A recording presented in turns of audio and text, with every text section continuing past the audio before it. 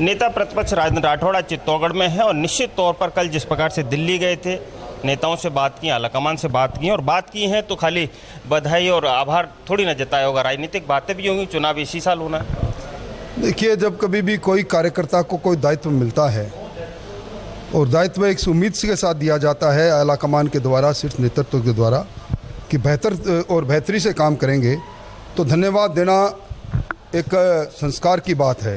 मैं धन्यवाद देने गया, शुभकामनाएं मिली और ये भी संदेश मिला कि अब आने वाले चुनावी साल के अंदर हम डबल इंजन की सरकार राजस्थान में लेकर आएँ।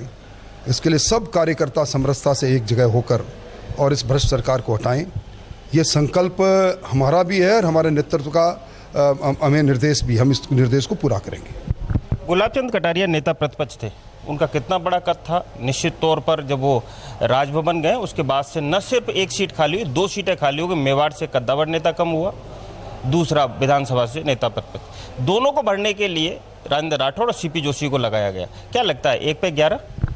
देखिए, गुलाबचंद जी कटारिया का कई दशकों से राजस्थान की राजनीति में जिस प्रकार का योगदान रहा और एक बड़े से बड़े पद पर रहकर भी उन्होंने साधारण कार्यकर्ता के रूप में काम किया, वो हमारे आदर्श थे। प्रतिपक्ष के नेता के रूप में उन्होंने जब अपने काम को प्रारंभ किया तब उनके सामने आदर्श थे जिसके बारे में वो अक्सर कहा करते थे आदरणीय भैरव सिंह जी शेखावत, जिन्होंने इसी पद को सुशोभित किया। विरासत के अंदर ये काम मिला है। उनकी ऊंचाइयों तक पहुंचने की इस छोटे कार्यकर्ता में हिम्मत नहीं, पर फिर भी उनके रास्ते पर चलने की कोशिश करेंगे। और मैं समझता हूं कि उनके पूरे उस जीवन में उनकी शुचिता और ईमानदारी की राजनीति के कारण से ही आज संवैधानिक प्रमुख बनाया गया उनको आसाम का, ये उनकी सम्मान की बात है। और सीपी जोशी जी अपने एक कुशल संगठनकर्ता के रूप में और एक तेज तरार और दबंग नेता के रूप में उनकी पहचान थी।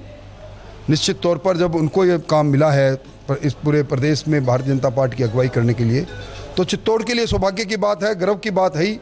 पर मैं उम्मीद करता हूं कि जिस सौम्यता का स्वभाव लिए हुए वो है, पूरी पार्टी उनके साथ चलकर जिस लक्ष्य के साथ वो आगे बढ़ रहे हैं उस लक्ष्य के अंदर सीपी जोशी और राजेंद्र राठौड़ 1 और 1 11 यानी 1 और 1 11 और साथ में सतीश पूनिया 111 होकर हम काम करेंगे। अंत में सिर्फ इतना जानना चाहेंगे, हाल ही में मुख्यमंत्री अशोक गहलोत ने गंभीर आरोप लगाए हैं कि राइट टू हेल्थ बिल के पीछे जो आंदोलन चल रहा है उसमें भाजपा का हाथ है, आरएसएस का हाथ है। देखिए, आज कोई भी घटना हो, मैं समझता हूं कि अगर किसी के परिवार में भी कोई बात हो, खुशी का मौका हो, तो कहीं उस पर भी हमारे नहीं कह दे कि ये भी आरएसएस और भारतीय जनता पार्टी का हाथ है। धरती के भगवान के रूप में जिनकी प्रशंसा राजस्थान के कोरोना मॉडल के रूप में उन्होंने ये कहकर की थी कि निजी चिकित्सक ने बहुत अच्छा काम किया, आज उन्हें वो खराब नज़र आने लग गए। उनका हर बयान द्व्यर्थी निकालता है, इसलिए राजस्थान के लोग उनके बयानों को आजकल गंभीरता से नहीं लेते। राइट टू हेल्थ का हमने विरोध किया, निश्चित तौर पर राइट टू हेल्थ किया, और भी इस प्रकार की गलत नीतिगत फैसले होंगे तो हम विरोध करेंगे। और आज पहली बार मैं देख रहा हूँ, आज जब मैं आपसे बात कर रहा हूँ, राजस्थान की राजधानी में हजारों चिकित्सक सफ़ेद एप्रन पे जुलूस निकाल रहे हैं। इससे बड़ा दुर्भाग्य कुछ हो नहीं सकता। राजस्थान की विधानसभा चुनाव 2018 इसी साल में होने वाले हैं। निश्चित तौर पर परिणाम किस प्रकार के रहेंगे? कांग्रेस का सुपड़ा साफ होगा। अब तक कांग्रेस की सबसे शर्मनाक हार होगी और गहलोत साहब जब जाते हैं तो पूरा झाड़ू फेर के सफाई करके जाते हैं। हाथ के जादूगर है, इसलिए हाथ की सफाई उनकी बहुत प्रसिद्ध है। इस बार उनकी हाथ की सफाई कांग्रेस के वजूद को खत्म कर देगी।